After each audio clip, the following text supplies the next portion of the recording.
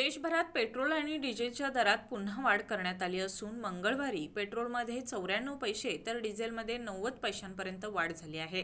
अवघ्या आठवडाभरात इंधन दरवाढीची ही दुसरी फेरी असल्यानं सर्वसामान्य नागरिकांच्या खिशाला मोठा फटका बसणार आहे। याआधी 15 मे रोजी पेट्रोल आणि डिझेलच्या दरात तब्बल 3 रुपयांची वाढ करण्यात आली होती। त्या वाढीनंतर आता पुन्हा जवळपास 90 पैशांची वाढ झाल्यानं 5 दिवसात पेट्रोल डिझेल जवळपास 3 रुपये 90 पैशांनी महागला आहे। दिल्लीमध्ये पेट्रोलचा दर 98 रुपये 64 पैसे तर डिझेलचा दर 91 रुपये 58 पैसे प्रति लिटर पोहोचला आहे। मुंबई पेट्रोल 107 रुपये 59 पैसे तर डिझेलचा दर 94 रुपये 8 पैसे प्रति लिटर झाला आहे। जागतिक कच्च्या तेलाच्या दरवाढीचा परिणाम आणि तेल कंपन्यांवरील आर्थिक ताण यामुळे ही वाढ करण्यात आल्याचं सांगितलं जात आहे।